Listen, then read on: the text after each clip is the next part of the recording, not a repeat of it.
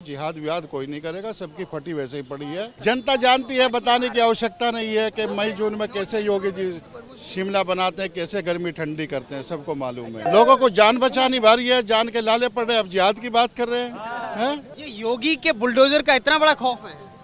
खौफ नहीं, योगी जी इलाज अच्छा कर रहे हैं, वो इलाज अच्छी तरीके से करना कौन सी चाहिए। योजना से कर रहे हैं? अरे बुलडोजर बाबा योजना के अंतर्गत काम चल रहा है। पीएम न दूरी है न खाई है, मोदी हमारा भाई है। बाबरी किसी के बाप की थी क्या? बाबरी जिनकी थी उनको पहले सौंप देनी चाहिए थी। नमस्कार, मैं हूं कशम मलान।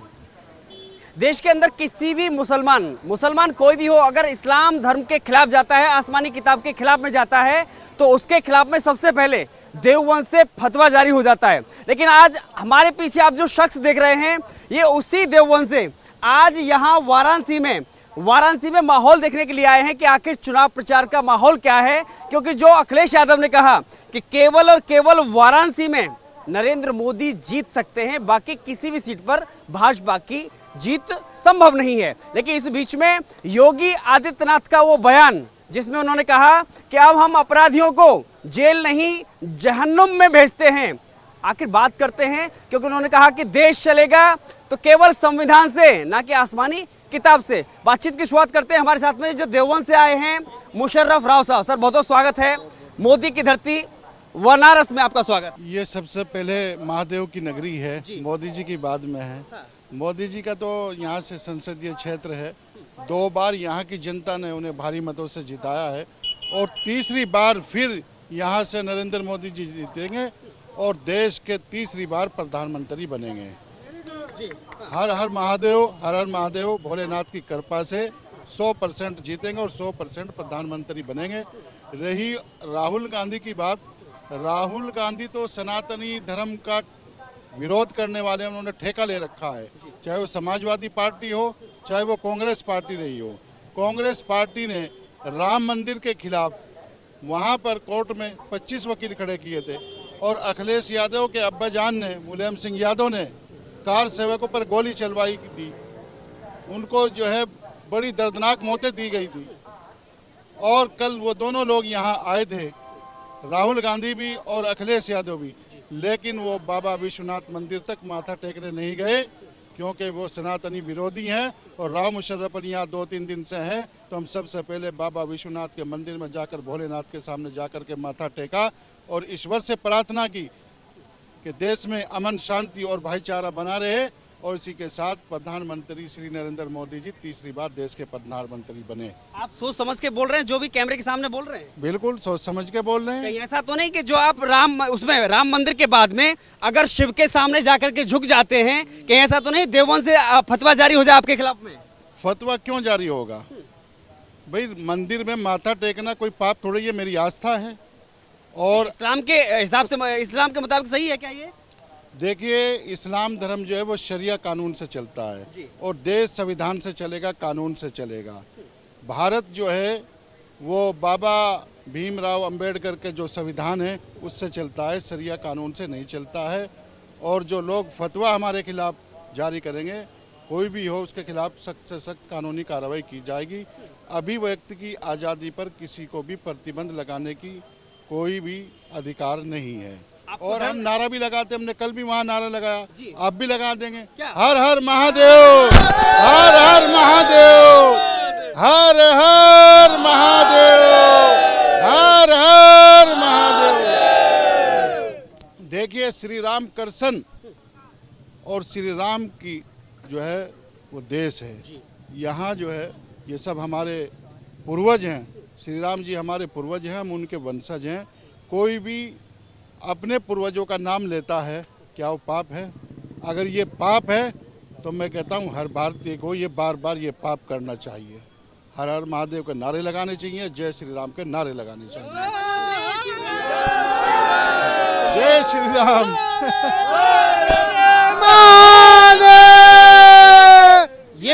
ये पाप बार बार करेंगे आप? बिल्कुल करेंगे। अगर ये पाप है तो हम अब मैं कहता हूँ हर भारतीय को करना चाहिए, हर हर महादेव का नारा लगाना चाहिए।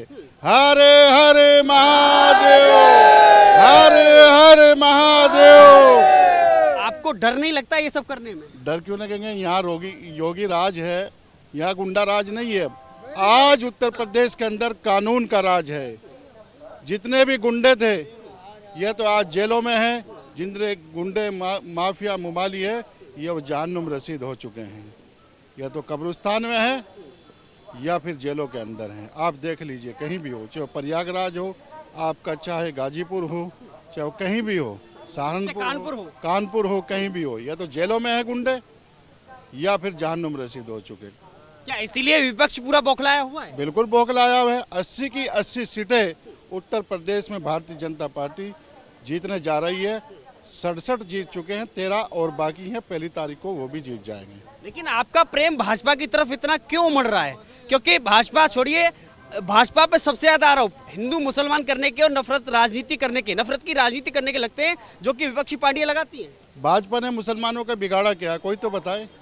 मुसलमानों के दिलों में आरएसएस और भाजपा का दिलों में खौफ पैदा करके ये हमारे देश में जो तथाकथित धर्मनिरपेक्ष दल है, चाहे वो समाजवादी पार्टी हो, चाहे वो कांग्रेस पार्टी हो, चाहे वो असदुद्दीन ओवैसी की पार्टी हो, चाहे वो कोई भी हो, उन्होंने हमेशा मुसलमानों का बेवकूफ़ बनाने का काम किया है, छलने का काम किया है, ठगने का काम किया है और हमेशा हिंदू मुस्लिम यानी कि सांप्रदायिक दंगे कराने का काम किया है। पिछले 10 साल से भारत के अंदर भारतीय जनता पार्टी की सरकार है। पूरे देश में एक भी कोई बता दे कि सांप्रदायिक दंगा हुआ हो या उत्तर प्रदेश में हुआ हो। जितनी जनहित की योजनाएं हैं, जन कल्याणकारी योजनाएं हैं, वो बिना भेदभाव के सबको दी जा रही हैं। चाहे वो आयुष्मान कार्ड हो, प्रधानमंत्री योजना के अंतर्गत आवास हो और आपका किसान सम्मान निधि हो या उज्ज्वल योजना हो, राशन हो, तमाम योजनाएं हैं बिना भेदभाव के दी जा रही हैं। सुरक्षा सबको बराबर है। अगर सुरक्षा इधर मिली है तो आपकी बेटी को मिली है तो मेरी बेटी को भी मिली है। सभी सुरक्षित हैं, यानी कि सुरक्षा, शिक्षा और विकास सब कुछ हुआ है। स्वास्थ्य के लिए भी काम हो रहा है।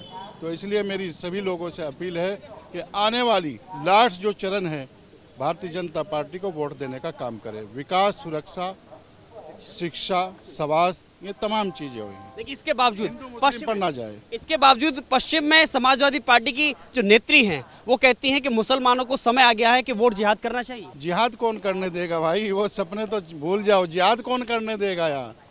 अब तो कोई जिहाद करेगा वो कब्रिस्तान में जाएगा। कोई भी हो, चाहे मैं हूँ, आप हो, कौन है, वो जमाना तो चल गया। वो सपना पूरा नहीं होगा जिहाद वाला। अब नहीं होगा। अब नहीं होगा। अब तो घर वापसी की बात करिए। जैसे औरंगजेब ने, क्या हो जाएगा भैया?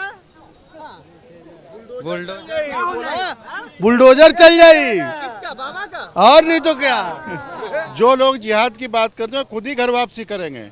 जो औरंगजेब के जमाने में तलवार के सामने जो है गर्दन झुका गए थे, उनके पूर्वज, आज उनके वंशज जो हैं, अब वो समझेंगे कि नहीं, हमें घर वापसी ही कर लेनी चाहिए। आप जिहाद की बात कर रहे हैं, अब तो घर वापसी की बात करिए। तो आप मानते हैं कि हमारे सबके पूर्वज केवल एक ही है, वो हिंदू है? हाँ बिल्कुल हिंदी है भाई। यहाँ इस्लाम कहाँ से आया? यहाँ इस्लाम था ही नहीं। 1400 साल पहले अरब से चला है, उसके बाद यहाँ फैला है। यहाँ तो सब लोग पहले हिंदू ही थे। 5-7 पीढ़ी पहले तमाम लोग हिंदू थे। हमारे पूर्वज सब हिंदू थे, कन्वर्ट हुए हुए सबको पता है। सजरा देख लीजिए, भाट बता देते हैं सबको। ये सब बेवकूफ़ बनाने का काम कर रहे हैं। जिहाद विहाद कोई नहीं करेगा, सबकी फटी वैसे ही पड़ी है। हाँ, जिहाद की बात कर रहे हैं। लोगों को जान बचानी भारी है, जान के लाले पड़ रहे। अब जिहाद की बात कर रहे हैं? क्या बात कर रहे हो? बड़े बड़े माफिया जो हैं वो जहन्नुम रसीद हो चुके हैं, जा चुके हैं। ये योगी के बुलडोजर का इतना बड़ा खौफ है? खौफ नहीं, योगी जी इलाज अच्छा कर रहे हैं। वो इलाज अच्छी तरीके से करना कौन सी चाहिए। योजना से कर रहे हैं? अरे बुलडोजर बाबा योजना के अंतर्गत काम चल रहा है। डबल इंजन की सरकार है। ऊपर बाबा जी जो है बुलडोजर योजना के अंतर्गत बिना भेदभाव के जैसे विकास हो रहा है ना, ऐसे बुलडोजर भी चल रहा है। चल रहा है और चलना चाहिए ना। कोई किसी तरह का कोई भी दंगा नहीं है, सब चंगा है। यूपी के अंदर मौज मार रहे सब चंगा है, सब चंगा है। रात कहीं भी आप गाड़ी चला सकते हो, दिन रात चला सकते हो। मैं ऑटो चलाने वाला हूँ, कहीं भी चलाओ, दिन रात चलाओ आप, कोई रोक टोक नहीं है। लेकिन जिन लोगों ने मोदी को उखाड़ने का सपना देखा है, 2 युवाओं ने, राहुल गांधी और अखिलेश यादव, मुंगेरी लाल के सपने देख रहे हैं, वो देखते रहेंगे। कौन कौन मना करता है? सपने देखना चाहिए, अच्छी बात है। सपने देख रहे हैं, बस कोई गुनाह नहीं है। सपने देख रहे हैं, लेकिन उनका सपना साकार नहीं होगा। 4 जून के बाद तमाम पार्टियां जो है समाप्त हो जाएंगी। बुलडोजर बाबा, क्या बात है, बुलडोजर बाबा नाम रख दिया इन्होंने। बिल्डोजर बाबा जानते हैं बिल्डोजर बाबा कौन है, इसलिए खुश हैं। सब खुश हैं, बिल्डोजर से सब खुश हैं। जितने माफिया थे वो खत्म हो गए, जिनकी वजह से पुलिस भी कांपती थी, आज वो उनके घर वाले खुद कांपते फिर रहे हैं, जान बचाते फिर रहे हैं। यानी कि अगर कोई वीआईपी भी आ रहा है तो गुंडों के लिए पहले रोड खोले जाते, पहले गुंडों को आगे निकाला जाता था, तब जाकर के डीएम और एसएसपी की भी रोक दिया जाता था। आज डरा हुआ कौन है? योगी से डरा हुआ कौन है? योगी मोदी से। आज अपराधी डरे में हैं, गुंडे डरे में हैं, गुंडा मुमाली डरे में हैं। जो सही आदमी है वो अपने सही काम पर लगा हुआ। सुरक्षा पक्ष कह रहा है कि अगर योगी मोदी आ गए तो देश का संविधान बदल जाएगा, लोकतंत्र खतरे में आ जाएगा। 10 साल से मोदी सरकार है, कहाँ बदला है? 7 साल से आपके उत्तर प्रदेश में ये योगी राज की सरकार है, बाबा योगी की है। किसको क्या दिक्कत हुई है? किसी को नहीं। मैं कहता हूँ इतना मुसलमान जितना सुरक्षित आज भारत के अंदर है, इस्लामिक देशों में भी नहीं है। रोटी के लाले पड़ रहे हैं, रोटी के लाले पड़ रहे हैं। पाकिस्तान में जाकर के देखिए क्या हालात हैं। आदमी जो है भूखे सोते हैं, ये हालात हैं वहाँ के। और वहाँ के लोग तो खुद मांग कर रहे हैं कि हमें जो है वो आपके भारत में भेज देना चाहिए। लेकिन राहुल गांधी कह रहे हैं देश में इतनी महंगाई है, लोग 2 जून की रोटी नहीं खा पा रहे हैं, बेरोजगारी इतनी है कि युवा सड़कों पर घूम रहे हैं। कोई भी बेरोजगार नहीं है, सब रोजगार पर लगे हुए हैं। किसी के भी पास फुर्सत नहीं है, कोई बेरोजगार नहीं। रोजगार दिया है और आगे भी जो जिनको रोजगार नहीं मिला उनको भी दिया जाएगा 4 जून के बाद। मोदी की गारंटी पे भरोसा है? बिल्कुल, मोदी है तो मुमकिन है। मोदी की गारंटी है, फुल गारंटी है, 100% गारंटी है, बिल्कुल मिलेगा। लेकिन इस गर्मी में राहत कौन दिलाएगा जो चेहरे पे सबके पसीना आया हुआ है? अरे तो राहत मिली है, सब खुशी का चेहरा है, सब खुशी का पसीना है। आपके चेहरे पे भी खुशी का पसीना, मेरे चेहरे पे भी खुशी का पसीना है। 4 जून को सब जश्न मनाएंगे। हर हर महादेव, हर हर महादेव। मोदी मोदी योगी योगी 400 पार योगी मोदी 400 पार, बिल्कुल 400 पार। अब की बार 400 पार, फिर एक बार मोदी सरकार। EVM हैक न करके। दूरी है न खाई है, मोदी हमारा भाई है। न दूरी है न खाई है, न दूरी है न खाई है, मोदी हमारा भाई है। भाई है, बिल्कुल भाई है। भाई की तरह काम किया है। हाँ, भाई की तरह काम किया। कोई माने या ना माने, कोई गद्दार ना माने, वो अलग बात है। मैं समझता हूँ जितनी भेदभाव किसी के साथ जितनी भी योजनाएं वो सब मुसलमानों को दी गई हैं, तो मैं समझता हूँ मुसलमान को गद्दारी नहीं करनी चाहिए। वो कह रहे हैं 10 साल में केवल गांधी परिवार को गाली देना, मंदिर मस्जिद की राजनीति की है मोदी सरकार। ऐसा नहीं है, मंदिर मस्जिद की कोई राजनीति नहीं है, विकास किया है। विकास हमारी बाबरी को शहीद किया है। बाबरी किसी के बाप की थी क्या? बाबरी जिनकी थी उनको पहले सौंप देनी चाहिए थी। किसकी थी बाबरी? अरे बाबरी किसकी थी? अब आप वाराणसी के अंदर ही देख लीजिए। मैं कल भी वहाँ के लोगों को बोल रहा था, वो कह रहे थे कि चलो नमाज पढ़ने में। नमाज हो ही गई यहाँ, कैसे नमाज हो जाएगी? मंदिर को तोड़कर जहाँ जिस जगह पर मस्जिद बनेगी वहाँ नमाज हो ही नहीं सकती, वो बिल्कुल हराम है। और ईमान यही कहता है, ईमान वाला वहाँ जाएगा नहीं। मैं गया नहीं पढ़ने के लिए, मैंने कहा मेरी नमाज होएगी नहीं।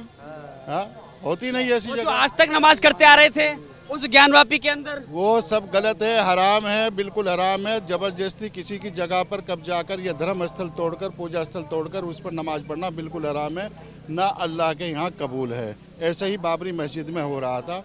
मैं तो कहता हूँ हमारे पूर्वजों को जो 500 साल से संघर्ष था, सपना तो आज पूरा हो गया बाबरी मस्जिद का भी।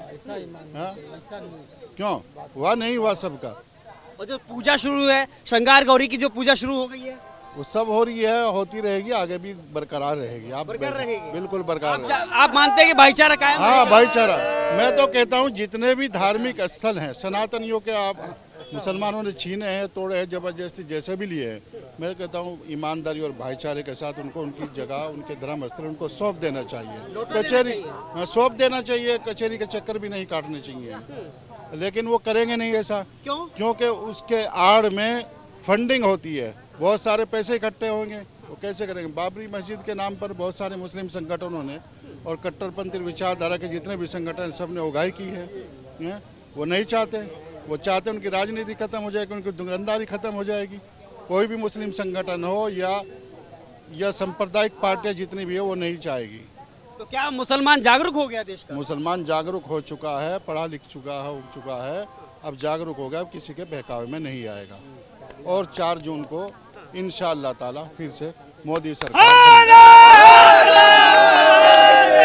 मोदी तो कह रहे हैं कि हमारे योगी जी पर अच्छे से आती है कि मई जून में शिमला कैसे बनाया जाता है। बिल्कुल बना के दिखाया है, बना के दिखाया, सबको पता है। बताने की जनता जानती है, बताने की आवश्यकता नहीं है कि मई जून में कैसे योगी जी शिमला बनाते हैं, कैसे गर्मी ठंडी करते हैं, सबको मालूम है। तो 4 जून को शिमला बनेगा या 55 डिग्री सेल्सियस? अरे शिमला बनेगा, खुशी में होंगे, खुशी के माहौल में वो सब जब सरबोर होंगे खुशी के माहौल तो इस में। बार काशी के दिल में क्या है?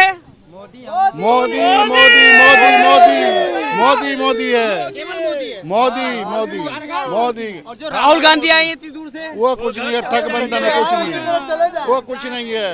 राहुल गांधी कुछ नहीं। हाँ, ये महादेव की नगरी है। महादेव ने और श्री राम जी ने उस पार्टी को बिल्कुल नकार दिया। वो नष्ट नाबूद हो जाएगी 4 जून के बाद पार्टी। लेकिन राहुल गांधी कह रहे हैं, सर राहुल गांधी कह रहे हैं कि वो बायोलॉजिकल नहीं आए हैं मोदी, लेकिन भगवान ने भेजा है कि अडानी अंबानी को रईस करने के लिए, उसका सहयोग करने के लिए भेजा है। देखिए, ये बात तो आपने सही है। ये तो कुरान और हदीस का भी फैसला है कि जो भी बादशाह बनाया जाता है, किसी भी देश का प्रधानमंत्री बनाया जाता है, उसका फैसला खुदा ही करता है। तो खुदा की तरफ से आए हुए हैं नरेंद्र मोदी जी। तो क्या भगवान ने भेजा है? बिल्कुल भगवान ने भेजा। खुदा और भगवान एक ही तो बात, एक ही बात है। तो भगवान का भेजा हुआ है। इसके लिए अडानी अंबानी के लिए या देश की जनता देश की जनता के लिए से वो प्रधान सेवक है। जनता की काशी के लिए भी पूरे देश के लिए सेवा के रूप में वो काम कर रहे हैं। एक सेवक के रूप में सेवा करने के लिए भेजा है भगवान ने उनको। और अभी तीसरी बार फिर उनको सेवा का मौका मिलेगा। बहुत बहुत धन्यवाद हमसे बातचीत करने के लिए।